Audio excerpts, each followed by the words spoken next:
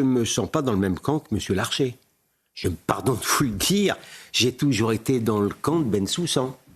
Mais Bensoussan, il a tout affronté. Comme d'ailleurs celui qui vous parle. Nous étions des fascistes, nous étions des racistes. Qu'est-ce que nous disions? Et lui, en plus, a été poursuivi en justice avec le soutien de la section presse du parquet de Paris jusqu'au bout. Il faut voir. Alors, en cela, la lâcheté et la bêtise idéologique de certains magistrats. Il l'a payé, enfin il l'a payé, Dieu merci. Il a été innocenté, mais il faut voir jusqu'où ça a été pour Georges Bensoussan.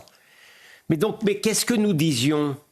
Nous disions qu'il existait dans les banlieues des musulmans radicaux qui étaient un danger pour la République, pour la liberté et accessoirement pour les Juifs. Mais le fait de parler d'antisémitisme islamique était une sorte d'oxymore odieux. Il faut l'entendre, ça. C'est il y a quelques années, mais ça paraît être un siècle. Il en a fallu des morts. Il en a fallu des morts pour que les yeux commencent à se dessiller et que les lâches, d'une certaine manière, qui sont idiots. Il y a un très grand rapport quand même, hein. C'est pas incompatible entre la lâcheté et la bêtise. J'attire votre... Mais maintenant, ils disent plus ça. À la limite, ils ne se souviennent même pas de leur dénégation.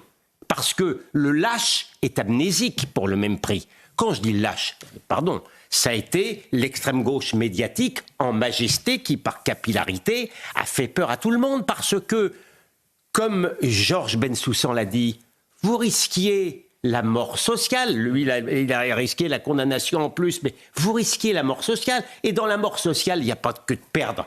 Il n'y a pas que de perdre son emploi. Il y a aussi le fait qu'on vous clôt la bouche, on vous casse la plume. La réalité, elle est là, mais ne croyez pas, pardon de vous le dire, Bensoussan a été très brillant. D'autres l'ont été. J'ai essayé à ma modeste mesure d'être un peu éloquent, mais nous ne sommes rien. C'est pas nous qui avons fait que les yeux se dessillent.